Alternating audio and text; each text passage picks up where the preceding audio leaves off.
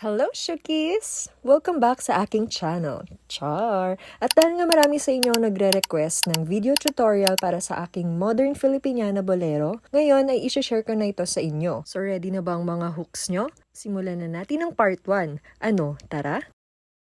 So para sa part 1 ng ating tutorial, ituturo ko muna kung paano gawin itong Filipiniana sleeves. At para sa part 2, ito ang ating pattern para sa body. For this project, I'll be using 3mm and 2.5mm. Siyempre, kailangan din natin ng stitch markers. And ang yarn na gagamitin ko ay spoon polyester na 10 ply. The reason why I'm using polyester ay dahil gusto kong medyo stiff ang sleeves at the same time meron din siyang konting shine. So to start this project, I'll be using this 3mm hook. Now we'll do a slip knot and ipapakita ko sa inyo kung paano ko siya ginagawa. Ever since kasi nalaman ko tong technique na to, mas mabilis na ako nakakapag-slip knot unlike sa ibang way. After the slip knot, gagawa tayo ng 22 chains. So this will be our foundation chains. And now, second chain from the hook. Gagawa tayo ng single crochet and ito yung magiging first single crochet natin para sa row 1. Okay, so need ulit natin gumawa ng 19 single crochet more. So magkakaroon tayo ng 20 single crochets in total. So ito na yung ating 20 single crochets. So for the last chain, gagawa tayo ng 3 single crochets sa same chain. So ito na yung magsisilbing corner natin or start ng ating semicircle. So after ng 3 single crochet, gagawa ulit tayo ng 20 single crochet and isasabay ko na itong end ng ating yarn para maitago. So at the end of the row, magkakaroon tayo ng 43 single crochets in total. Pwede nyo i-pause itong video from time to time and balikan ko kayo at the end of the row. Now we're done with row 1, so proceed na tayo sa row 2. To start the row, chain 1 and turn your project. Gagawa tayo ulit ng 20 single crochets in each chain and start tayo dito sa pinakaunang chain space. After ng 20 single crochets, gagawa naman tayo ng 3 single crochet increase. Ibig sabihin 2 single crochet in 1 chain space. Now, this will be our first 2 single crochet sa isang chain space. Ayan. And gawin lang ulit natin ito ng 2 beses pa.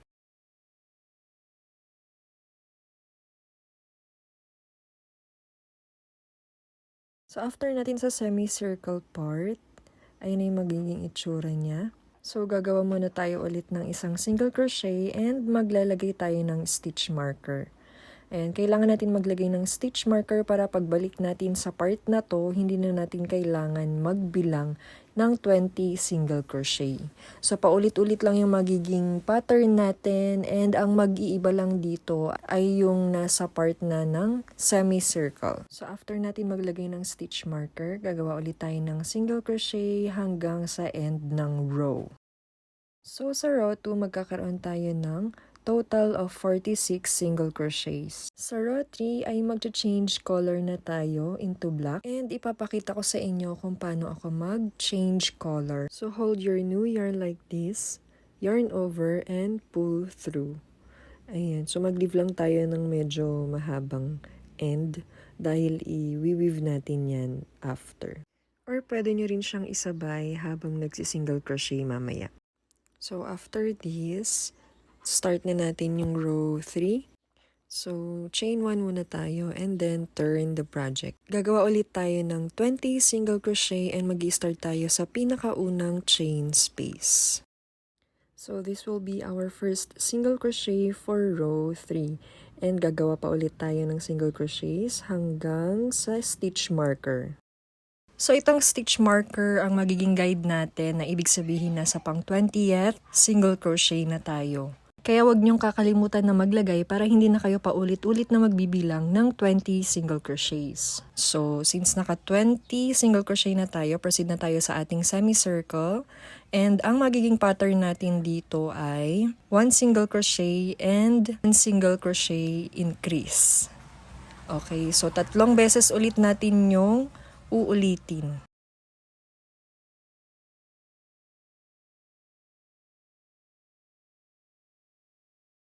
So, ganyan siya. Ulitin lang natin, 1 single crochet and single crochet increase. Ayan. So, ibig sabihin ng 2 single crochet ang gagawin natin sa isang chain space. Ayan. So, nandito na tayo sa pangatlo. And ito yung magiging itsura niya. So, after that, single crochet ulit tayo. And dito natin ulit ilalagay yung ating stitch marker. Ayan, para pagbalik ulit natin, kahit hindi ka na magbilang ng 20 single crochet. Dahil yan na yung magmamark as our 20th single crochet pagbalik. So, gagawa lang ulit tayo ng single crochet hanggang sa end ng row. So, pwede nyo munang i-pause dito and i-meet ko kayo sa row 4 before ng ating stitch marker. So, pagdating naman natin sa row 4, mag-start na ulit tayo sa 20 single crochet. And dito sa pattern, mapapansin nyo na paulit-ulit lang yung 20 single crochet sa unahan at sa dulo. Ang nagbabago lang ay yung sa gitna or yung sa semicircle part na may multiplier na times 3. Ang technique naman dito para maging flat at maganda ang pagkaka-semicircle ng hugis niya, pinagpapalit-palit or pinag-alternate ko yung regular increases at split increases. So for example, sa row 3, ang pattern natin sa gitna ay alternating regular increase. Ibig sabihin, 1 single crochet at 1 increase times 3. Pero pagdating naman natin sa row 4, gagawin natin siyang split increase. So ibig sabihin, 1 single crochet, 1 increase, 1 single crochet times 3. So, bali hinati ko yung 2 single crochet para nasa gitna nila yung increase. So, ito nga yung secret para maiwasan natin maging matulis or maging hexagonal yung magiging shape ng ating Filipiniana sleeves. So, for the rest of the pattern, sundin nyo lang ang pattern na to hanggang sa row 26. Pwede nyong i-pause or screenshot since madali lang siyang tandaan kasi pinaparami lang natin yung space stitches bawat row habang laging may kasamang increase sa gitna. So, ang total stitches nyo dapat sa row 26 ay 118 stitches.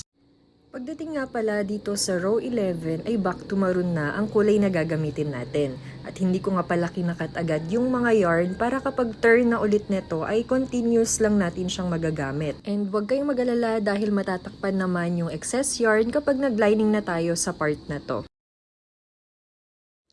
At ganito na nga ang magiging itsura niya after row 26. So meron tayong right side which is the cleaner look and the wrong side na makikita nyong medyo may pagka-spiky yung look niya. So since right side ang gagamitin ko na makikita sa labas ng sleeves, FLO o front loop only ang gagamitin kong stitches.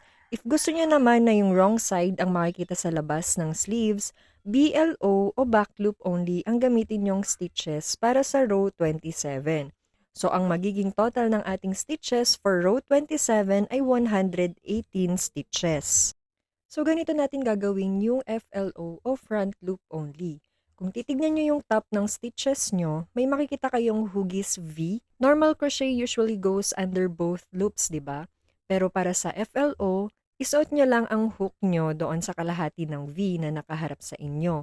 Yung loop na malapit sa dibdib nyo. At huwag nyong isasama yung loop sa likod. So, kapag back loop naman, sa likod nyo naman isusuot yung ating hook. So, balikan ko na lang kayo sa end ng ating row 27. So, nandito na tayo sa ating end ng row 27. So, to start row 28, chain 1 and turn your project. And dito na magsisimula yung ating back part. So, para sa row 28, gagawin muna natin ang paborito nating 20 single crochet sa simula. At pagdating sa gitna, mapapansin nyo na baliktad na ang logic natin ngayon. Kung dati nag-i-increase tayo, ngayon naman ay magsi-single crochet decrease tayo para dahan-dahang lumiit ang back part ng ating sleeves. Ang repeat pattern natin for row 28 ay 12 single crochet decrease, 12 single crochet times 3. Tapos, i-end lang ang row gamit ang isa pang 20 single crochet. So, ang total stitches natin for row 28 ay 115. Now, this is how we do our single crochet decrease. So, insert your hook sa susunod na stitch, yarn over, pull up a loop. Huwag mo na itong tatapusin. So, insert agad ang hook sa kasunod naman stitch, and yarn over, pull up another loop. So, mayroon na tayong 3 loops sa ating hook, And para matapos, yarn over at i-pull through sa ating tatlong loops. At ayun, converted na into one stitch ang dalawang space natin. At tulad lang din ng ginawa natin sa expansion, pinagpapalit-palit lang din natin ang regular at split decreases bawat row hanggang sa makarating tayo sa row 38. Pagdating natin sa dulo ng row 38, dapat ay meron tayong 85 stitches. Huwag nyo rin palang kakalimutang maglagay ng stitch markers sa first single crochet after ng ating semicircle pattern para hindi na kayo magbilang pabalik sa next row.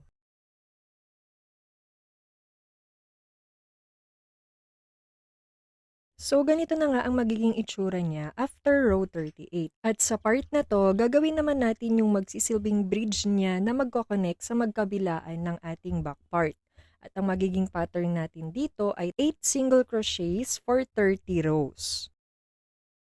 So to start our row 39, always chain 1 and then turn your project.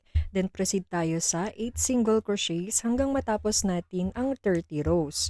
So balikan ko kayo after row 69. So we're done with 30 rows of 8 single crochets and ngayon itatahin na natin siya para maging connected na siya sa kabila. So sa part na to, pwede na nating i-cut yung ating yarn. Mag-leave lang tayo ng medyo mahabang ends dahil isusuna natin siya. Ang pagtatahi naman ay nakadepende kung paano mo siya didiskartehan. So, yung sa akin is pinagtatapat ko yung mga stitches and dun ko na siya tatahiin. Ayan, so ganyan lang ako magtahi. And after sa dulo, ibabalik ko sa taas yung tahi niya. So, parang madodoble yung pagkatahi niya para mas matibay. So, ganito na nga magiging itsura niya after natin siyang matahi. And yung excess yarn, wag niyo muna siyang i-weave dahil pwede niyo siyang i-continue or magko-connect ulit tayo ng yarn pero maroon pa rin. So, gagamit tayo ng magic knot para i-connect or i-attach ang panibagong yarn. Pagtabihin lang natin ang end ng lumang yarn at bagong yarn sa opposite na direksyon. Kunin ang dulo ng bagong yarn at itali ito sa lumang yarn gamit ang isang normal na buhol o overhand knot. So, pwede nyo na lang gayahin yung nasa video para hindi na kayo malito sa process nito. Hilain nyo na lang na mahigpit ang dulo para secured ang buhol nito. Ngayon naman, kunin natin ang end ng lumang yarn at itali ito sa panibagong yarn.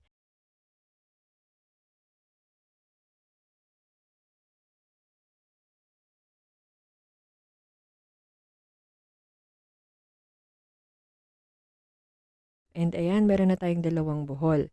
Ngayon, hilain lang natin ang dalawang mahabang dulo ng yarn para magkadikit ng mabuti yung dalawang buhol na nagawa natin. At pwede na rin nating i-cut yung excess yarn. Para sa final rows ng ating back part, I will be using 2.5mm hook at gagawa tayo ng edging para maging malinis at pantay-pantay tignan ang baba ng ating sleeves. So, sa ating row 70, dito tayo magsisimulang gagawa ng ating edging. So, insert your hook, pull up a loop, and pull through for a chain 1.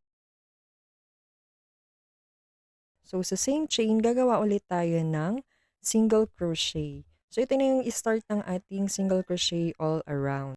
And dahil dito tayo sa gilid ng mga rows, gagawa ng single crochets, walang malinaw na V spaces dito. So, ang technique natin dito ay maglalagay lang ng isang single crochet sa dulo ng bawat row spaces para hindi bumuka or kumulubot ang gawa natin. So, uulitin lang natin ang single crochet all around para sa row 71 at row 72 para magkaroon ng maganda at makapal na border ang ating sleeves. So, balikan ko kayo sa end ng ating row 70. So, dito nga pala sa ating front part, kung saan meron yung mga excess yarns natin. Ayan. So, continue lang natin yung single crochet and hindi ko na siya sinama para hindi maging bulky yung single crochet natin. Ayan. So, parang nasa likod lang din siya and hindi naman siya magiging obvious sa harap. Ayan. So, ganyan yung magiging itsura niya. So, okay lang kung hindi na natin siya isabay sa single crochet. Ayan, so nandito na tayo sa end ng ating row 70 and to close our row, slip stitch and chain 1 na tayo. And ayun na, continue na natin sa row 71 to row 72 ang single crochet all around. So balikan ko kayo sa end ng row 72. Ayan, and finally guys, tapos na tayo sa ating sleeves. So ganito na yung magiging itsura niya. Ayan, di ba? Sobrang ganda ng kanyang color combination. Kaya ganito yung gusto kong design is para may dating pa rin siya ng pagka-ethnic. Ayan, so yung size ng ating sleeves for extra small to small, 21 by 21. Ayan, so wag kayong mag-alala dahil gagawa din ako ng tutorial for medium to large. Ayan, so abangan nyo yung part 2 para sa ating bolero part. Disclaimer lang po, so this is my first ever video tutorial of my own pattern. So pagpasensyahan nyo na if may mga terms akong hindi masyadong nalinaw or kung may magugulong part. Ayan, so intindihin nyo na lang. Char. So comment lang kayo if may mga nakalilito kayong part. Yan, I will try to answer. And if nagustuhan niyo tong video tutorial for our Filipiniana sleeves, please don't forget to follow or subscribe sa aking mga social media accounts. And yun lang, so see you sa part 2. Happy crocheting!